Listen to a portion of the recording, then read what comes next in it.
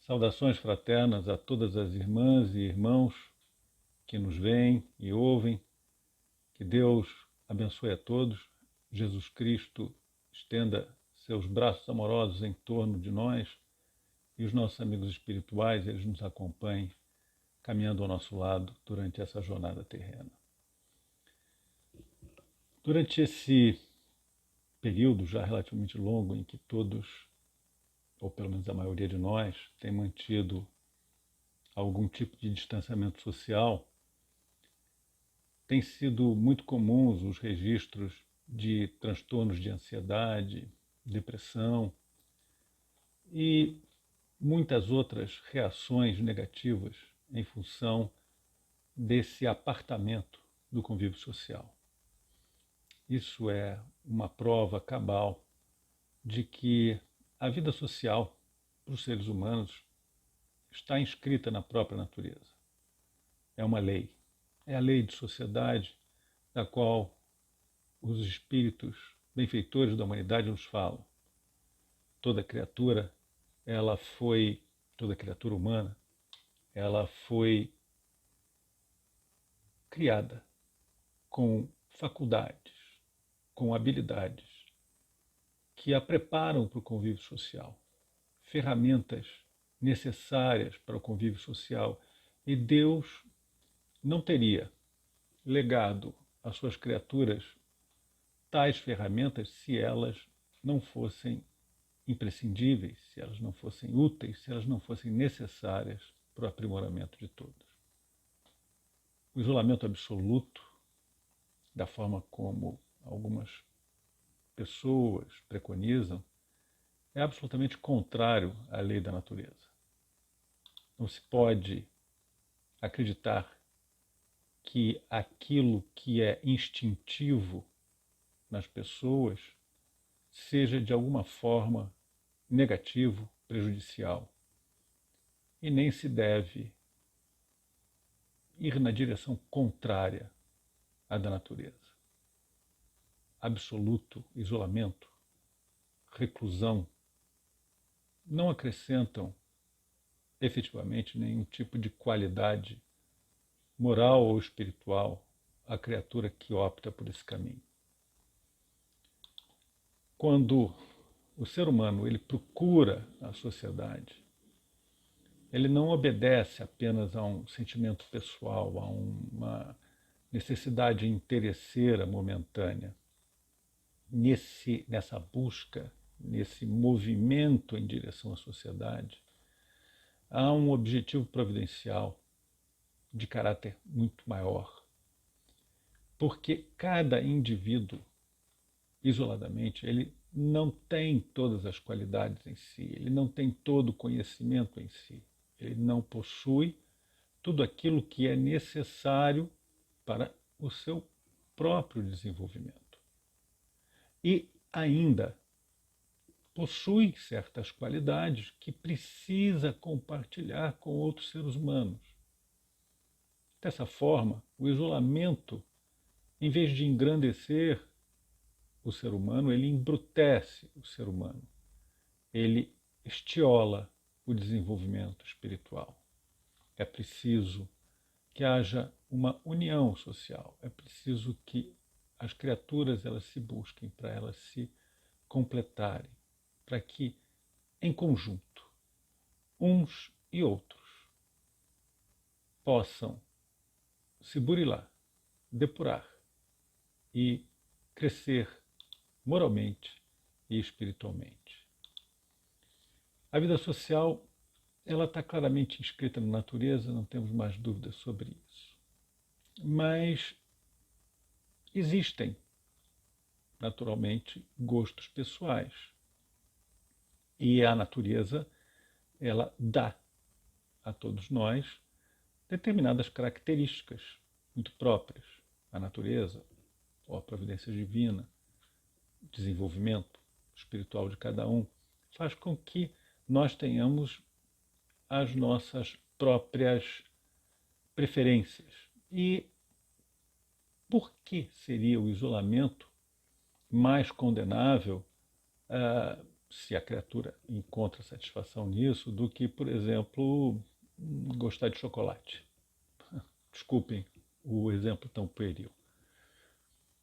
Olha, a questão é que gostar de chocolate não significa uma ação egoísta, exclusivista. Eu posso gostar de chocolate e divido chocolate com os meus colegas, meus companheiros, meus amigos, minha família. Enfim, é um tipo de gosto que não altera a minha relação com as outras pessoas. Porém, quando eu me isolo, na verdade eu estou fazendo uma afirmação egoística. Eu estou satisfazendo exclusivamente a mim, mas não estou dando oportunidade a ninguém mais de ter o convívio comigo e de se beneficiar, de alguma maneira, desse convívio. Muitas criaturas vão sentir satisfação em outros prazeres menos elogiáveis do que comer chocolate. E, mesmo sendo gostos pessoais, a gente não pode dizer que sejam ações, opções saudáveis, úteis, benéficas para quem quer que seja. Então, o fato de ser agradável a alguém, o isolamento absoluto, não significa que, por ser um gosto pessoal, seja algo apreciável. Pelo contrário, as pessoas que gostam de se isolar apenas para fugir ao convívio de outras pessoas, talvez até devessem procurar auxílio com especialistas, psicólogos, pessoas dedicadas ao estudo do comportamento humano, porque isso não é absolutamente natural.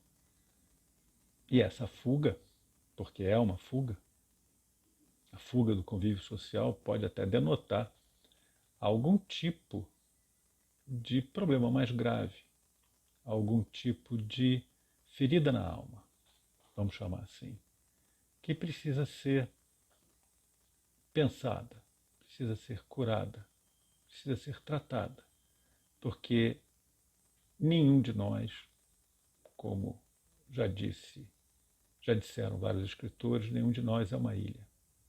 Todos nós precisamos do convívio das outras pessoas para nos beneficiarmos desse convívio e beneficiarmos outras pessoas com esse convívio. Aquelas pessoas que, além de se afastarem, elas se enclausuram, elas estão realmente necessitando de ajuda. E se elas fazem isso de uma maneira absolutamente consciente, não reagem simplesmente a algum tipo de fobia que é maior do que elas próprias, elas cometem aí um duplo egoísmo. O egoísmo do isolamento e o egoísmo da absoluta reclusão. Agora, existem algumas pessoas que fogem do mundo, entre aspas. Pessoas que saem do seu meio social e que vão para outros países, outras regiões, outros grupos sociais. E se diz a respeito delas que elas estão fugindo do mundo.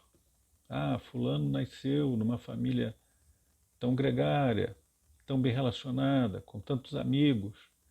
Ele virou as costas para todo esse mundo de relações e foi se meter numa região pobre, assolada de misérias, para conviver com pessoas que lhes são estranhas. Bem, isso efetivamente não é nenhum tipo de isolamento. É aquela pessoa, pelo contrário, meritoriamente, se colocou numa posição de desconforto até, para auxiliar outras criaturas. Elas colocaram os seus gozos, os seus prazeres em segundo plano, para realizar um trabalho meritório ao lado dos necessitados. Pode ser, inclusive, que naquele meio onde ela se encontra auxiliando, ela não consiga que o seu pensamento seja plenamente entendido, ela não consiga a plena realização dos seus mais profundos sentimentos, porque não encontra eco naquelas almas que está auxiliando, mas ainda aí vemos mais mérito, porque é alguém que buscou o trabalho, inclusive no meio daqueles que não podem compreendê-lo adequadamente, mas que se beneficiam certamente desse trabalho, desse convívio. Há algumas também outras pessoas que têm vidas de reclusão, vamos chamar assim, em laboratórios, instituições de ensino, bibliotecas, centros de pesquisa. E aí, mais uma vez, não vamos falar em reclusão, né? Vamos falar que essas pessoas, elas precisam de tranquilidade, precisam desses ambientes onde o bulicio social não venha interromper o pensamento e a pesquisa para produzirem algo que vai beneficiar a todos. Mesmo no caso de um escritor.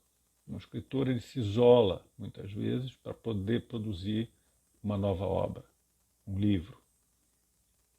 Quando ele faz isso, não é um ato egoísta, porque o produto do trabalho dele, que demandou esse isolamento temporário, vai enriquecer tantas outras criaturas.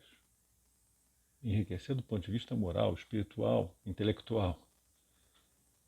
Então, na verdade, é um trabalho para a sociedade. É um trabalho na sociedade, dentro da sociedade. Não é o retiro, o isolamento, onde a pessoa ela se aparta do mundo porque não quer sofrer o mundo. Ainda existe um outro grau de isolamento mais grave, que é o voto de silêncio.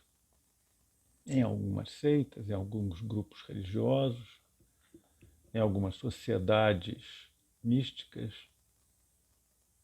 isso desde a mais remota antiguidade, os inscritos nesses grupos fazem um voto de silêncio e passam a vida sem emitir um som, uma palavra. Isso é uma contradição completa em relação à providência divina, em relação à natureza. Se Deus nos deu a palavra, é porque nós precisamos utilizá-la como ferramenta para a evolução de todos nós.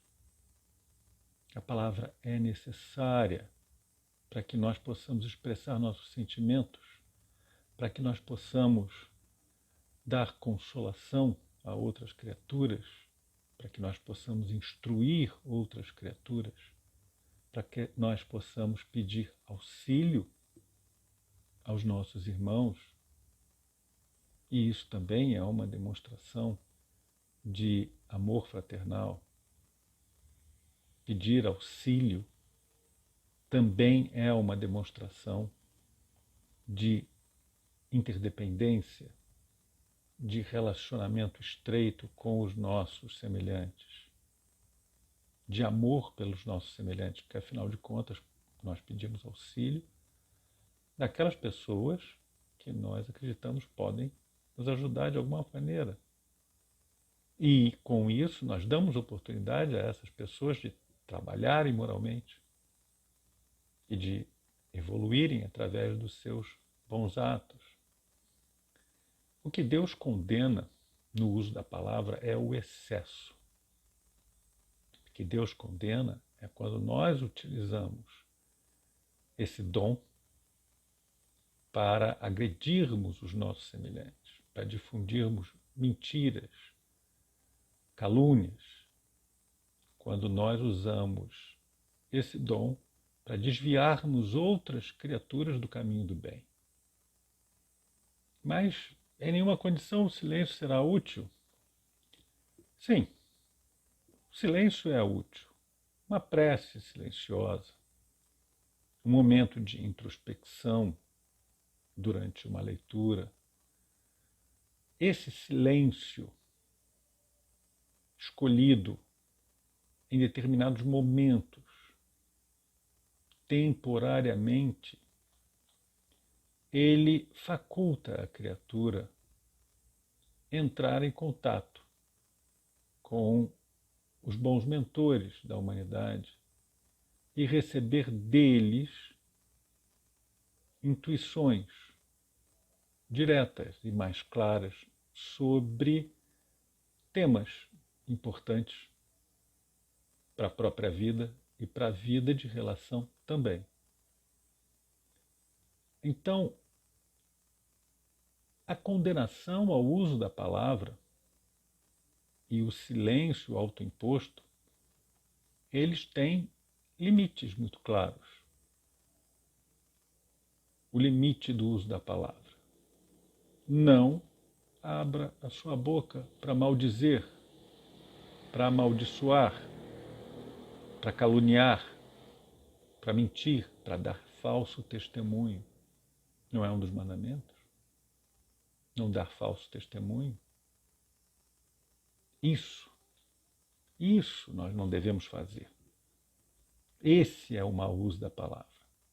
E o silêncio limitado a determinadas ocasiões de prece íntima, de introspecção, de reflexão. Nesses momentos, o silêncio é extremamente útil. Mas isso não significa que devamos passar a nossa vida em silêncio. O voto de silêncio absoluto, assim como o voto de isolamento, ele vai privar a criatura humana das relações sociais que vão fornecer oportunidades dele fazer o bem, de cumprir a lei de progresso e de também dar oportunidade a outras criaturas que pratiquem o bem e que evoluam por conta disso.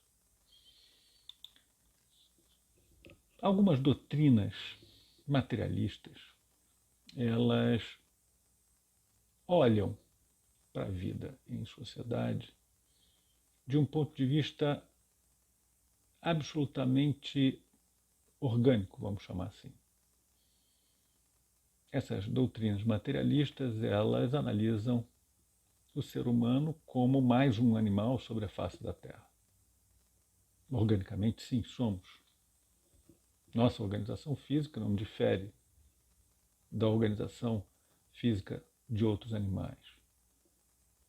Mas, obviamente, para a criatura humana, um vasto universo moral, espiritual, intelectual já se abriu.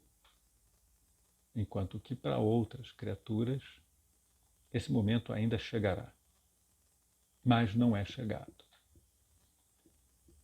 Então as relações que os seres humanos estabelecem entre si são diferentes das relações que os animais estabelecem entre si.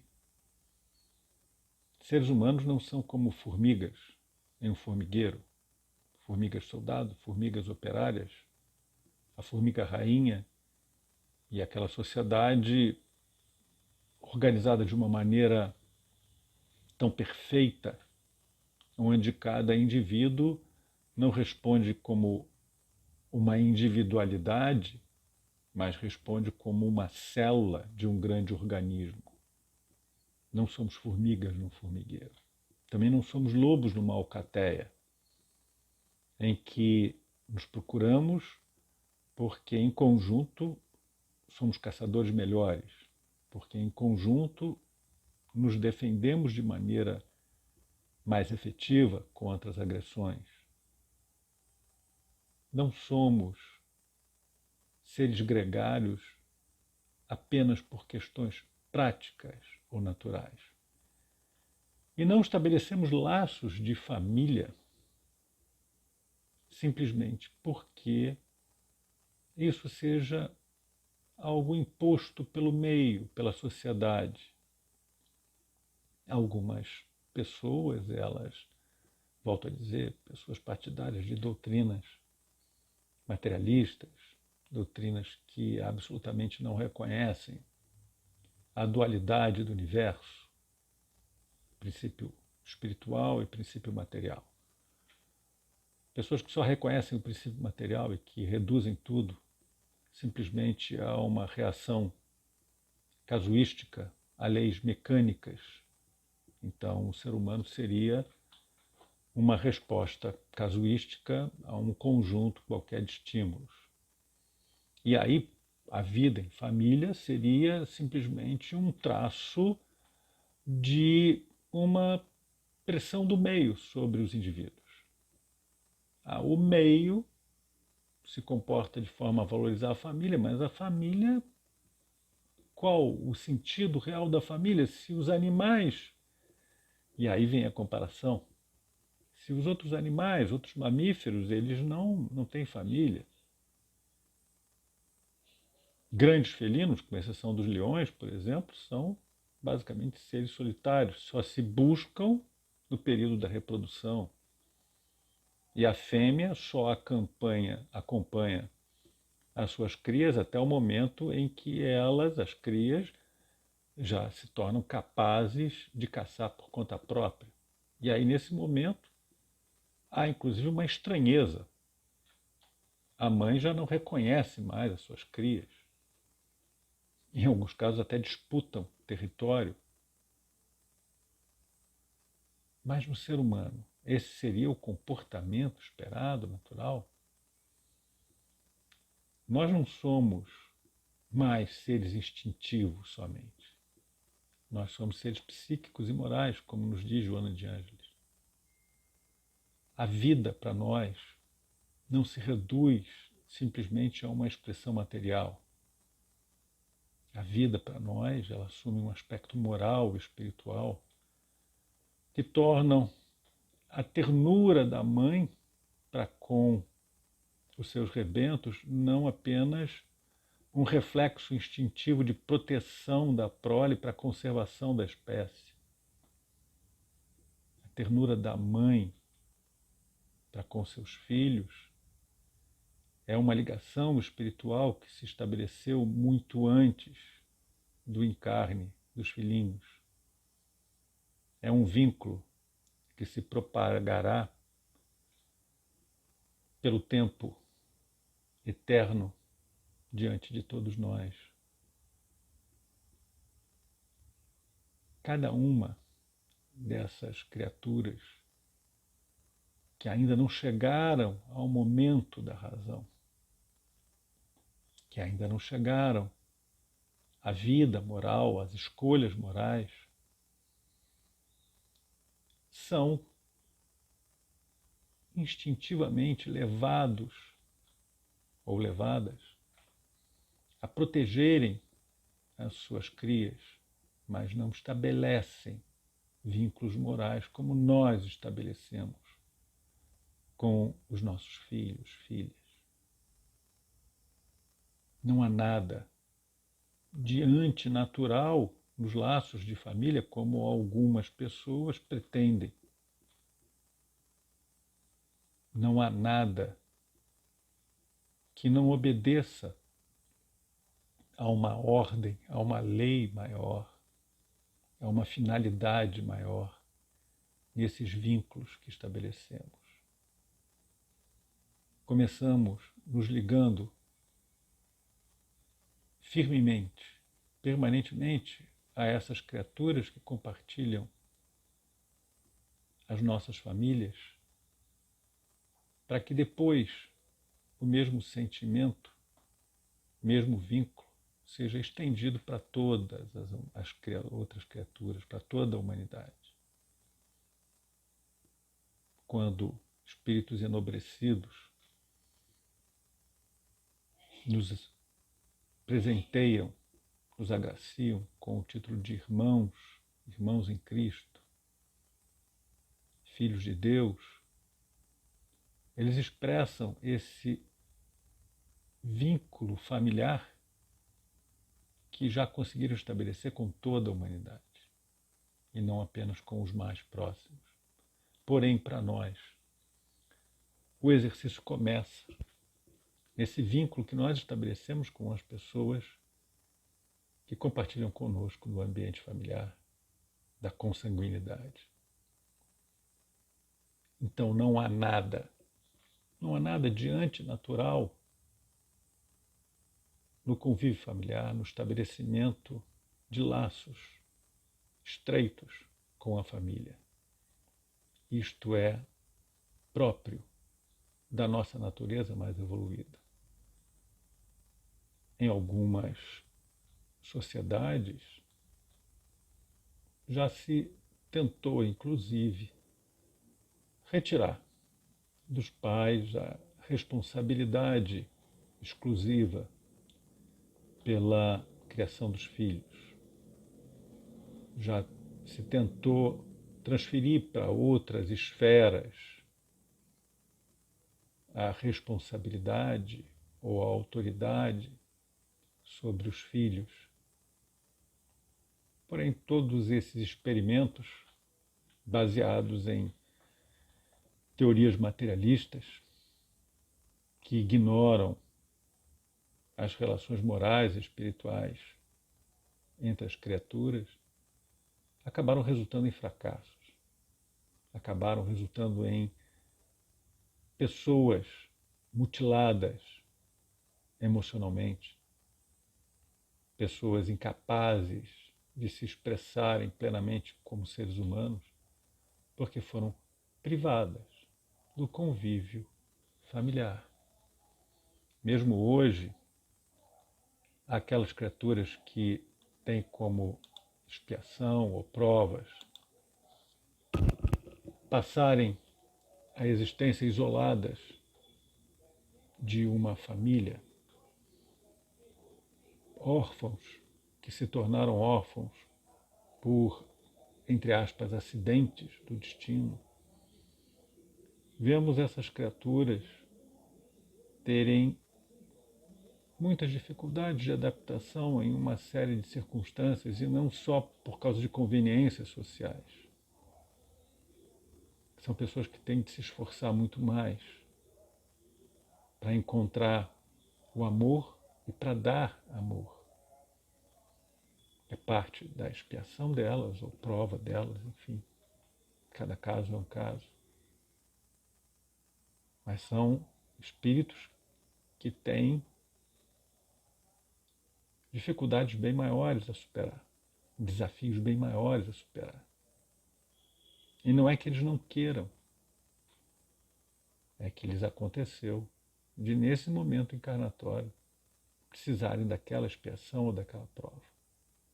E o esforço deles para superar o sentimento de rejeição, o sentimento de não pertencimento, a ausência do toque, do carinho, do amor de outras criaturas que estão juntas na mesma jornada de busca, de inspiração, de evolução. Isso lhes é bastante pesado, bastante difícil. E devemos reconhecer o grande mérito deles em superar esse tipo de desafio que lhes é autoimposto, na verdade. Temos claramente um destino diferente dos animais. Não podemos identificar a criatura humana neles apenas no capítulo do atendimento a necessidades físicas. Para as criaturas humanas há necessidade de um progresso, como eu disse, moral, espiritual, e os laços sociais e familiares são absolutamente necessários para esse progresso. E é o laço familiar que estreita, aperta o laço social. E é por isso que as famílias, os laços de família, eles constituem uma lei da natureza. Deus quis que os homens aprendessem, através da família, a serem irmãos, a se comportarem irmãos como um todo, irmãos em humanidade. Qualquer tipo de ação que busque o relaxamento dos laços de família resulta simplesmente no recrudescimento da brutalidade, da animalidade, e é uma prova de egoísmo, ou ainda pior, uma tentativa de manipulação com um objetivo, manipulação que eu digo da sociedade, dos indivíduos, com um objetivo espúrio, uma tentativa simplesmente de beneficiar alguém ou algum pequeno grupo social. Irmãos, a lei de sociedade é uma lei divina natural. A lei de sociedade é uma lei da natureza. Não é artificial, não é resultado de hábitos que foram desenvolvidos, de estímulos que foram impostos aos seres humanos por alguns indivíduos. É uma necessidade que todos nós temos. Todos devemos nos buscar uns aos outros. Ah, mas eu não tenho amigos. Durante toda a minha vida não consegui construir vínculos tão firmes com outras pessoas. Durante toda a minha existência, eu não consegui que as amizades permanecessem. Elas se foram. Umas por conta da distância que nos separou ao longo da vida, outras porque fizeram opções que eu não pude acompanhar. E agora me quedo sozinho. Irmãos, a opção de permanecer sozinho é absolutamente nossa. Nós não precisamos ter, ou por outra, seria útil que todos nós, seria bom, seria muito positivo que todos nós tivéssemos grandes e fraternais amigos, mas infelizmente nem sempre é possível. Mas o convívio social ele não se dá só entre amigos. Podemos buscar o convívio social, inclusive em atividades voluntárias. Eu vou lhes contar uma história de uma pessoa da minha família. Ela nem mora no Brasil. E essa pessoa, do sexo feminino, ela teve e tem um casamento muito longo, com filhos, mas chegou um determinado momento em que os filhos ficaram adultos. E a casa ficou vazia. E também ela não vivia numa vizinhança em que houvesse tantos vizinhos e a relação entre os vizinhos fosse tão intensa, tão fraterna. Ela tinha poucos amigos, efetivamente, na vida. Na verdade, tinha muitos conhecidos, mas não autênticos, verdadeiros amigos. Também do lado da família do marido, do lado da família dela, né, não lhe restava muitos laços de família. As famílias eram muito pequenas e as pessoas residiam em pontos distantes. E aí o que que ela fez naquele momento em que a vida dela se esvaziava? Ela optou por um trabalho voluntário. No país onde ela mora, o trabalho voluntário é facilitado, estimulado, inclusive em instituições públicas ou privadas. O trabalho voluntário não encontra tantos obstáculos na legislação quanto em outros lugares, né? E ela se apresentou numa instituição hospitalar e passou a atender, na medida das suas possibilidades, recebeu um treinamento, naturalmente recebeu um treinamento, e passou a atender as pessoas como uma auxiliar de enfermagem, vamos chamar assim.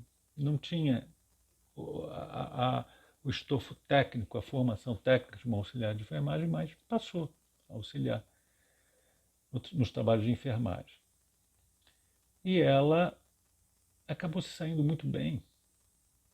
E, sobretudo, ela sentia muito prazer naquele convívio com as pessoas.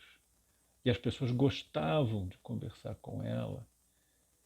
E tudo naquela atividade era muito estimulante, muito agradável para ela e para as outras pessoas. Então, um dos médicos que supervisionava o trabalho das voluntárias ou dos voluntários disse para ela: olha, você se desenvolveu tão bem, você já domina uma série de técnicas, você, por conta própria, estudou e se aprofundou em conhecimentos que ultrapassam muito as fronteiras do trabalho voluntário. Por que você não procura uma formação técnica nessa área para se tornar uma profissional? E ela viu se abrir diante dela um campo profissional completamente insuspeito. E efetivamente ela foi procurar primeiro um curso técnico e depois ela foi para a faculdade de enfermagem. Ela hoje, já com mais de 70 anos, ainda é enfermeira, trabalhando ativamente. E hoje, inclusive, ela tem nisso uma profissão. Nunca fez questão de salário, mas até por força de uma série de condições, inclusive legais, ela recebe um salário por isso, mas efetivamente ela não trabalha pelo salário. Ela trabalha pelo prazer do convívio com as pessoas. E veja que ela levou algo para as pessoas, mas no convívio com as pessoas ela se fez melhor. Meus irmãos, a lei de sociedade, a vida em sociedade, ela é uma lei divina natural exatamente para isso, para que nós nos tornemos melhores. Porque não podemos nos tornar melhores se não convivermos com outras criaturas, se não adquirirmos no convívio com outras criaturas essas qualidades do coração, qualidades do espírito, que vamos aprender com as outras pessoas. Se não adquirirmos o conhecimento que as outras pessoas têm para nos transmitir. E quando eu falo de conhecimento, eu não falo apenas do conhecimento formal. Eu falo de inteligência emocional, falo de sentimento, falo de experiência. Alguns dos ensinamentos mais graves e profundos que recebi em minha vida não vieram de doutas pessoas, vieram de pessoas muito simples, mas com grande inteligência emocional, com grande conhecimento da vida.